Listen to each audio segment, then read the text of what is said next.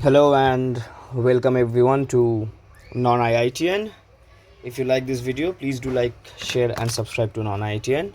In this lecture, we are going to talk about a problem which had come in ISI JRF MTA, question number 3. And the statement of the problem is the following. The problem is from complex analysis. It says that let be an open subset, let omega be an open subset of C. Suppose f is a meromorphic function on omega having exactly 1 0 at z0 and exactly one pole at z1. Fine. Further, m is the order of the 0 at z0 and n is the order of the pole at z1. If g from omega to C is analytic and D is an open disk with center A and radius R, such that Z0 and Z1 are contained in D and D closure is contained in omega, that is D is typically strictly contained inside omega, its boundary is also not touching omega typically speaking, then show that 1 upon 2 pi I integral over gamma f prime of z upon fz times g of z dz is equal to m times g at z0 minus n times g at z1, where gamma t is nothing but the boundary of D a plus, that is the circle a plus r e to the power 2 pi I t for 0 less than or equal to t less than or equal to 1. Okay, so let us quickly solve the problem, and the problem is actually pretty easy. Let us quickly see the solution. First thing, observe that I have a pole of order, what was the order? N, right? N at Z1, okay, in D, right? So by definition of a pole, what can I do? So I can write my f of z as some holomorphic function, let's say phi z upon z minus z1 to the power n in D. Typically I am able to do this locally around z1, but since z1 is contained inside D and z1 is the only point of singularity inside D by the hypothesis, so this the radius of convergence of the power series around z1, which allows us to write f in this form, can be expanded to the whole of D, because D closure is also strictly contained inside omega. Is it clear? So I can write this expression in the whole of D, where phi is analytic on D. Clear? Then I have another thing. What do I have? I have that my f of z0 is 0 and z0 is a 0 of order m, right? So therefore, now since z0 is a 0 of order m of f, so it is actually by the definition of f we have seen, so it must be a 0 of order m of phi, right? Because z0 is also contained inside D itself. Are you getting my point? Therefore, I can write f of z to be z minus z0 to the power m, because it's a 0 of order m. After all, since f at z0 is equal to 0 for its m consecutive derivatives, the same must happen for phi itself. That's what exactly I'm talking about, right? So alternately, it must be an order of z0 must be a 0 of order m for phi times, let's say, some h at z0 upon z minus z1 to the power n, where now h has two properties. Firstly, h is analytic at analytic on D, and h does not have a 0 at z0, does not have a 0 in fact in D.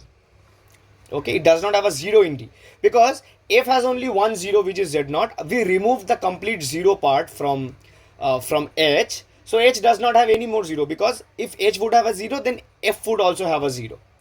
F had only one 0 z0, which we removed outside of h, so h does not have any more zeros, right? That's exactly the argument. Is it clear? So this is the important part here. You should need to keep this in mind. Fine. So this is the structure of f we have got.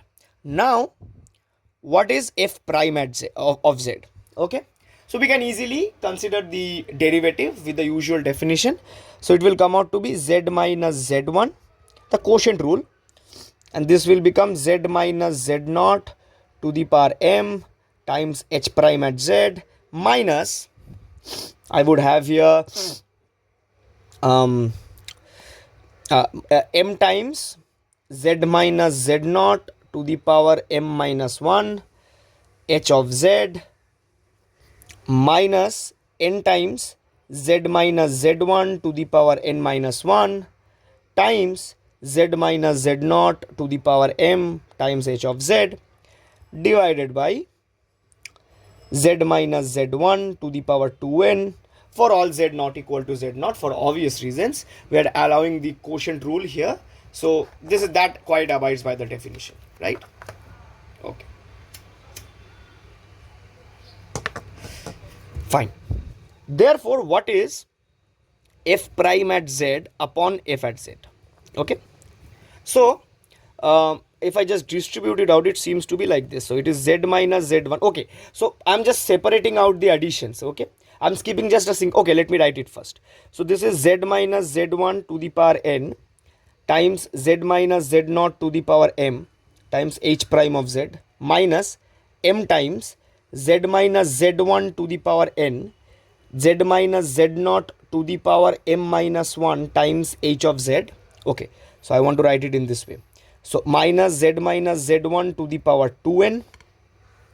This is minus z minus z1 to the power 2n. And here, okay, so this was this minus. Okay, sorry, this would be plus, right? This would be plus. I'm sorry. Minus this would be n times z minus z1 to the power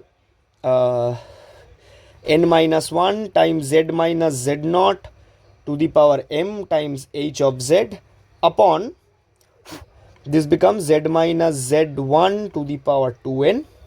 So this is what I have of f prime of z times divided by f of z. So I can write it as times z minus z1 to the power n divided by z minus z naught to the power m times h of z. Okay, I can do this. I can immediately write it in this way. So I can just, I would just try to cancel things out. So this becomes z minus z naught to the power, okay, so this becomes z minus z naught to the power m times h prime of z divided by z minus z1 to the power n, right, this part, plus this becomes m times z minus z naught to the power m minus 1 h of z divided by z minus z1 to the power n. Okay, so there might be some background noise because this is Durga Puja going on here. So this is today's Ashtami. So Shubha Ashtami to everyone. Nevertheless, let's continue. So I got just confused, but I was, yeah, right. Okay, fine. Minus this is n times z minus z naught to the power m times h of z divided by, I have here z minus z1 to the power 2n minus n plus 1. So this is n plus 1, right? Times, so this whole times z minus z1 to the power n divided by z minus z naught to the power m times h of z. So therefore, if I just distribute it out, what do I get? I get it to be of the form h prime at z upon h at h of z plus, what do I get here? M times, so 1m is here. Okay, so I get it to be h of z, no, h of z also gets cancelled, right?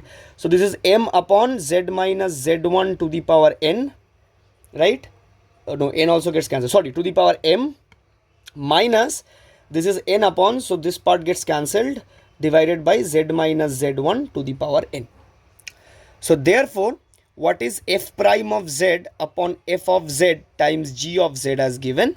So this is h prime of z upon h of z times g of z plus m times g of z upon z minus z1 to the power m minus n times g of z upon z minus, did I do something? Okay, so this should be z minus z naught. So z minus z naught, z minus z1 to the power n, right? Therefore, 1 upon 2 pi I times the integral over gamma. Gamma is the the boundary of the disk D, which is a plus r e to the power 2 pi I t, where t ranges from 0 to 1. F prime of z upon f of z times g of z.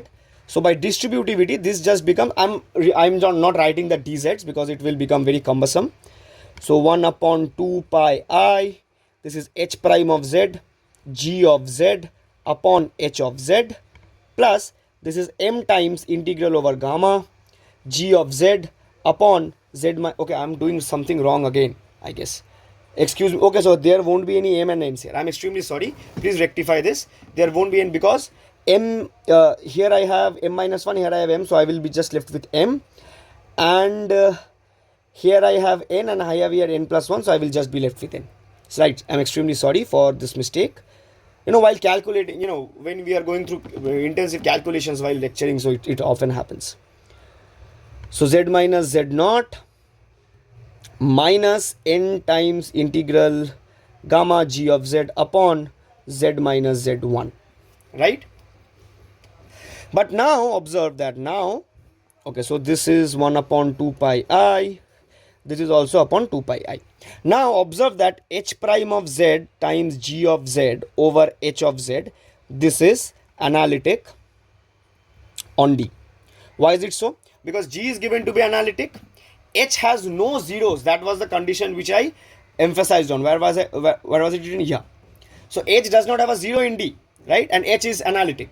So h prime is also analytic. So h prime by h is also analytic because h has no zeros in D. G is analytic. So product of analytic functions, division of analytic functions are analytic. So this is analytic. Therefore, by Cauchy-Gorsa theorem, integral over gamma h prime of z times g of z upon h prime of z, sorry, h of z, this is 0, right? So I'm just writing this to be I, right?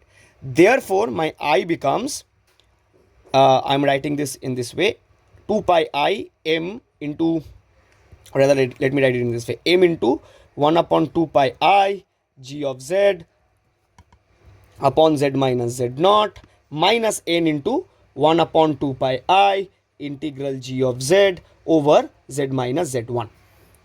But clearly z0 and z1 are in D, right? Therefore, I can apply the Cauchy integral formula in both these parts. So, therefore, by Cauchy integral formula, what do we get? I is equal to m times, so this just evaluates to g prime at z, sorry, I'm doing the mistake again, g at z0 minus n times g at z1. And this was the answer you were required to prove, right? This was what we wanted to prove. Yeah, right? So there were a bit of mistakes I did while proving it, but nevertheless I hope you guys understood this. So thank you. We'll come with similar solutions soon. So meet you guys soon.